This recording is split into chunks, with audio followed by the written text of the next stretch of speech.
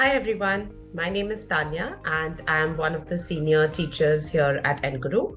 I have been teaching this is my 10th year teaching. So yes, it's been 10 years since I started my journey as an English language and business communications trainer.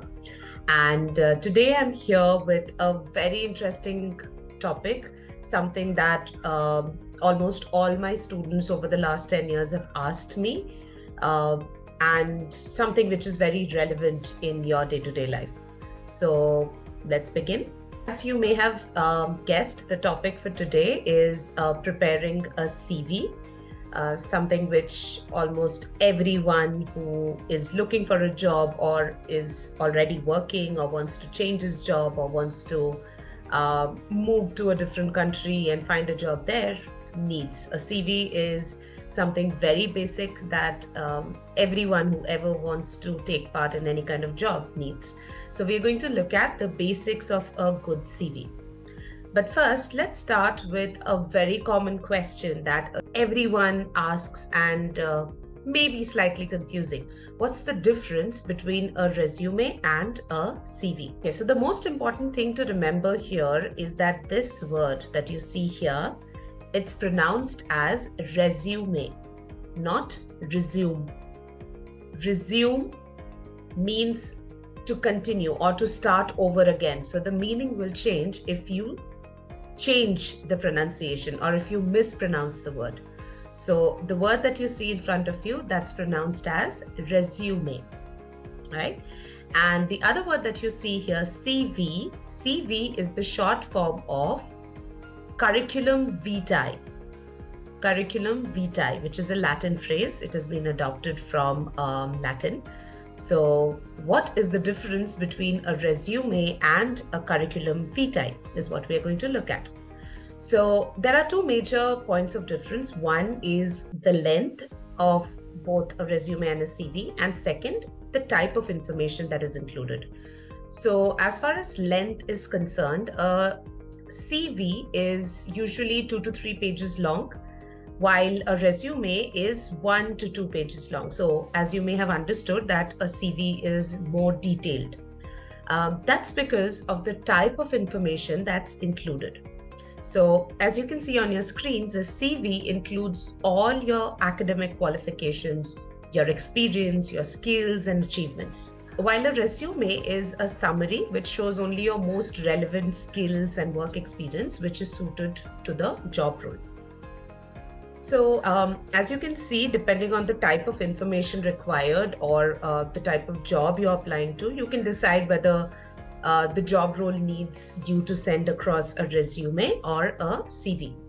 Now, in the US, mostly a CV is used when you're applying for more academic or research-oriented jobs because it has a lot of information, including your research, your affiliations, etc. Whereas a resume is something which can be used in all situations. So in India, mostly, I think most people use a CV because, it's easier to have one place which has all the information about your work experience and your skills. However, some specific jobs may also require you to have a resume. So just to sum up, two major areas of difference between a resume and a CV, the length and the type of information that you want to include in it. Moving on to the basic structure of a CV, because as I said, today we'll be looking at the basics of a CV, how to make it so that you are able to prepare a good CV for yourself. There are a few important parts that should be there in every CV, irrespective of the type of job you're applying to. One is the overall format or the template of the CV. That's the first important step.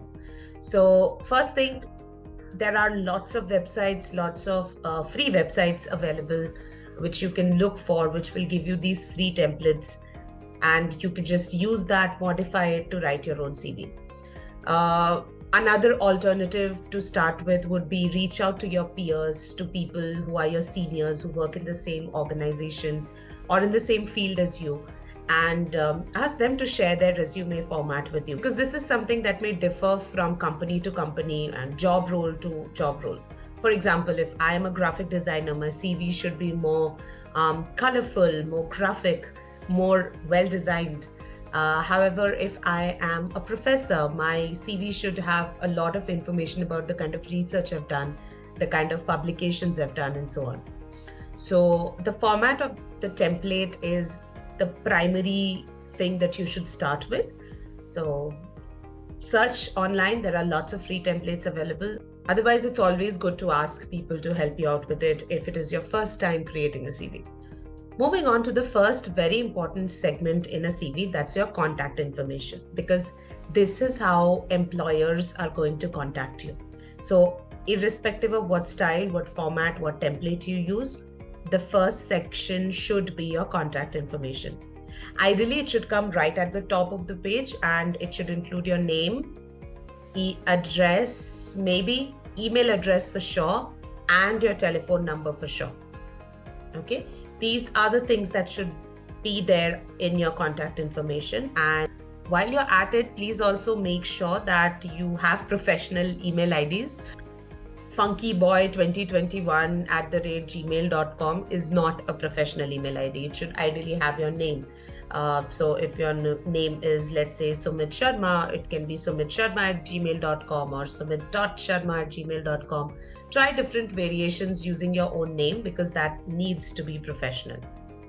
After the contact information, the next important part that comes in is your profile summary. This is something that helps the employers understand your skills, your experience, why you're suited for the job role in one go.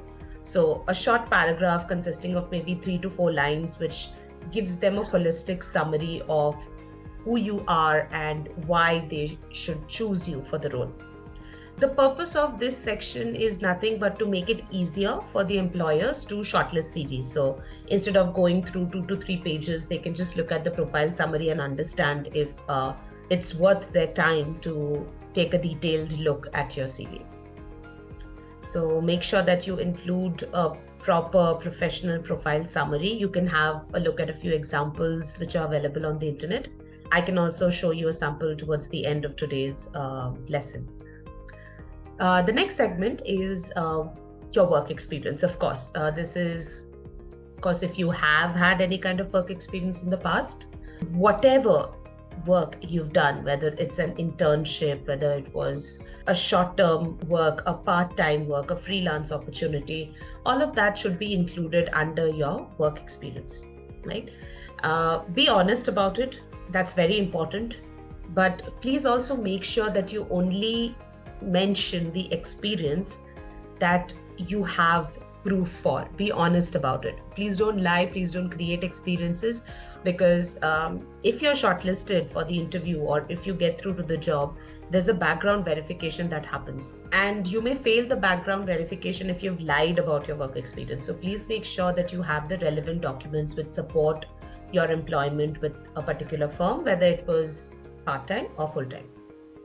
While writing your work experience, it's very important that you write the latest one first. So let's say if I'm currently working in company A, that should come first, followed by company B, which I worked in last year, followed by company C, which I worked in 3 years ago.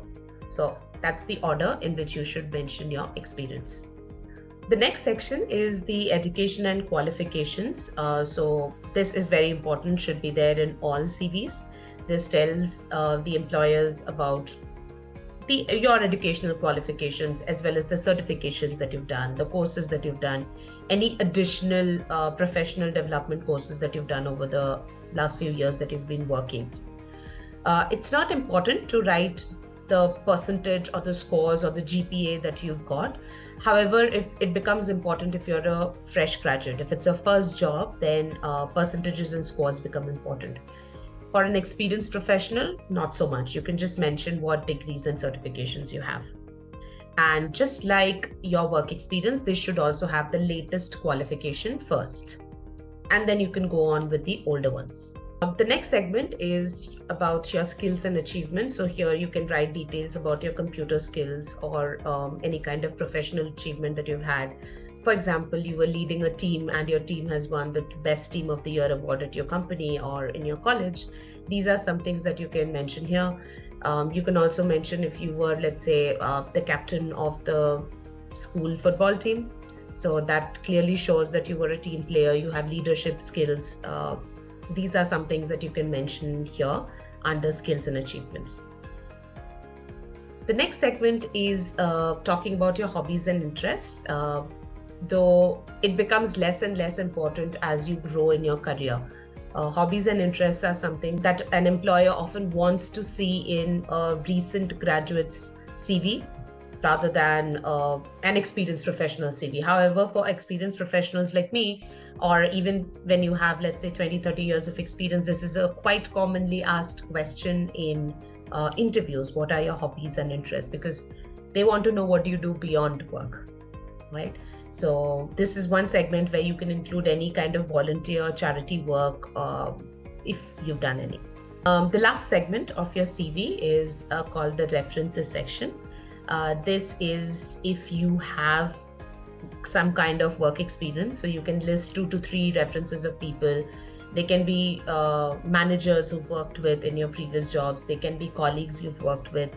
And you should include their names, designation, and email address so that in case they want to know about you or how you were as a working professional, they can always email your references or call them to check out and verify the details. Right? So yes, just to do a quick review, these are the major parts in a CV. You have a contact information segment. There's the profile summary, followed by work experience, then your educational qualifications, and then the skills and achievements, followed by hobbies and interests, and finally references.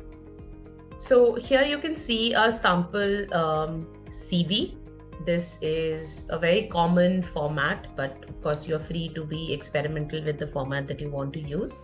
So as you can see, it starts with personal information here, including your name, followed by work experience. And as we said, it starts with the current one and then moves on to the older ones, along with what your role was. This is followed by your education. Here again, it's the latest degree or a qualification first, followed by the older ones. Then this person has made a separate segment for scholarships and certificates. If you want, you can do that, or you could include it within the certificates, at least can be included within the education section. Scholarships, yes, that's an achievement that you've got. So that's what is worth mentioning. And at the end, there's some more information that this person has shared, which is languages known. Some jobs require this a lot. So you can either add it towards the end, or you can add it towards the beginning along with your personal data.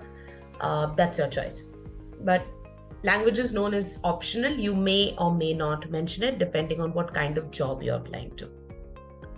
Some sections that this person has not mentioned are, there's no reference section, there's no profile summary. However, that's something that's very commonly used in the current CVs. So please make sure that you have those segments ready. One particular thing that you should remember when you're talking about your work experience or maybe writing a profile summary are the use of action words.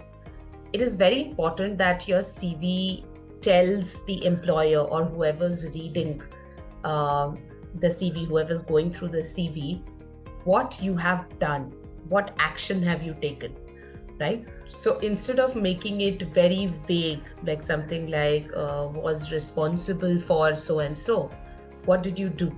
Try and use action words like enabled, facilitated. So you can say, I facilitated training programs in my current organization, right? You can say, I co-authored a few books along with my colleagues. Then you can say, I executed training programs across 7 different colleges while I was employed with Enguru. You can say, I headed the organization, or I headed the academic team. I organized data and made sure that it was easily accessible by everyone.